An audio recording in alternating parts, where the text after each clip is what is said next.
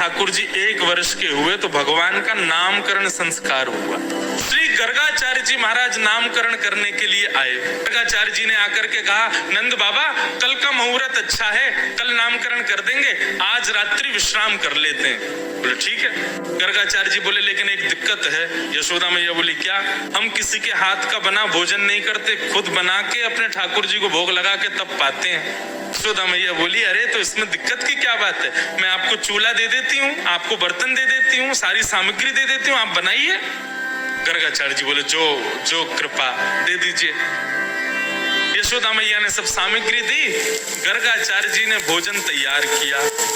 अब बढ़िया एक पात्र में खीर बनाई, खीर में इलायची डाली, केसर डाला, मिश्री डाली, बढ़िया सुगंधित।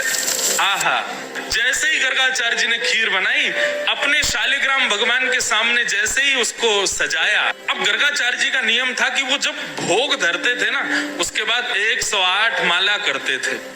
अंदर आंगन में ठाकुर जी बलराम जी के साथ खेल रहे थे। खेलते खेलते अचानक रुक गए। बोलना तो जानते नहीं, थोड़ा थोड़ा बोलते हैं। बलराम जी बोले आ गए हो? अच्छा, मनी मन में दोनों की बात होती है। ठाकुर जी बोले अरे भैया आज एक बहुत जोर को भगत आयो है, नामकरण करवे आयो हमारो। माने ऐसी जोर की खीर बनाई है, वहां में बढ़िया केसर डाली है, इलायची डाली है और मिश्री डाली है, बिल्कुल रबड़ी जैसी खीर है। मेरा तो मुंह में पानी आ रहा हो, खावे को मन कर रहा है। ताऊ जी बोले तो फिर रुको काई को, चलो जा, और बढ़िया लगे तो मुझको भी बुला लियो। ठाकुर जी बोले ठीक है। गुटमुन गुटमुन गुटमुन चल के ठाकुर जी जैसे तैसे मटक मटक के बाहर पहुंचे, और यहाँ गर्गाचार्य जी बैठे थे, नाम जप कर रहे थे। आगे उनके शालिग्राम भगवान के सामने खीर रखी थी। ठाकुर जी ने उठाई और गोद में रख करके और बढ़िया प्रेम से पाने लगे, मुंह पे पूरे पे लगा ली और नाक पे लग गई। गर्गाचार्य जी के जैसे ही भजन पूर्ण हुआ, माला नीचे रख के जय हो मेरे शालिक। खीर कहाँ गई? तभी देखा तो थोड़ी दूर पे ही महाराज हाथ पांव सब सने हैं, मुंह पे पूरी खीर गिरी है और नीचे फैली पड़ी है, और ठाकुर जी प्रेम भाव से खीर खा रहे हैं। और जैसे ही गर्गाचार्य जी ने देखा तो हंसने और लगे। 2 दतुइयां दिख रही हैं ठाकुर जी की, अभी 2 ही दांत आए हैं। अरे यशोदा देख, तेरे लाला ने कहा कियो, मेरे ठाकुर जी को भोग झूठो कर दियो सबरो। यशोदा मैया दौड़ी दौड़ी आई, बोले बाबा बाबा बाबा नाराज मत हो, छोटो बालक है, आप क्षमा कर दियो। बोले देख पूरी खीर खा गए।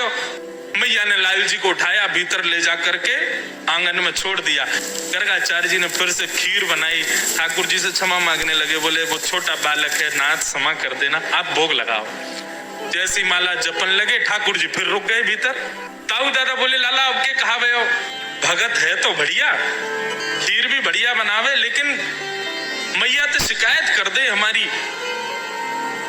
अच्छा लाला कोई बात ना, अब की बार और बढ़िया खीर बनाई है, तू जाके चक्के आ। ठाकुर जी फिर से गए, गुटमुन गुटमुन गुटमुन चल करके गए, उठाई खीर का पात तो फिर से खाने लगे। गर्गाचार्य जी की जैसी माला पूरी हुई, देखा अब तो खड़े ही हो गए, नहीं रहना हमें यहाँ। यशोदा देखते रहो लाला फिर से हमारा भोग झूठो कर दिए सबरो। यशोदा मैया बोली क्षमा कर दो, मैं अपने बालक को किसी कमरा में बंद कर दूंगी, लेकिन आप नाराज मत हो। ठाकुर जी को ले जाके एक कमरे में छोड़ दिया और मैया ने फिर से सब सामग्री दी।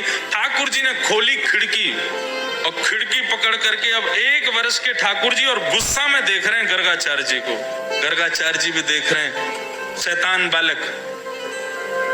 ठाकुर जी भी मन मन सोच रहे हैं, दारी के अभी तो तेने शैतानी देखी ना है हमारी, अब के बना तो को बताऊंगा मैं। गर्गाचार्य जी ने भोग बनाया, तीसरी बार भोग रखा। ठाकुर जी क्षमा कर दियो, छोटो बालक है, अब की बार भोग लगाओ।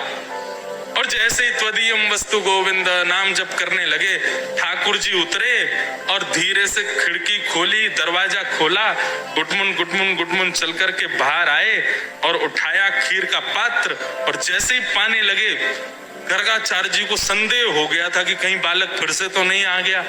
जैसे ही नेत्र खोल करके देखा तो नन्हे से गोपाल जी के ही 4 भुजा प्रकट हो गई। शंख चक्र गदा पद्म ठाकुर जी ने अपनी भुजाओं में धारण कर लिया।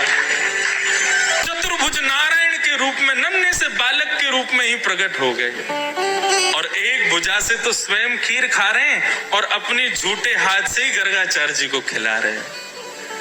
गर्गाचार्य जी नतमस्तक हो गए, बोले नाथ क्षमा करना, मैं आपके रूप को पहचान नहीं पाए। ठाकुर जी बोले हमने ये रूप आपको इसलिए दिखाया है कि कल जब आप हमको हमारा नामकरण करोगे तो हमारे ग्रह नक्षत्र देख करके आपको सब पता चल जाएगा कि मैं कौन हूं। लेकिन ये सच्चाई हमारी मैया को मत बताना कि मैं कौन हूं।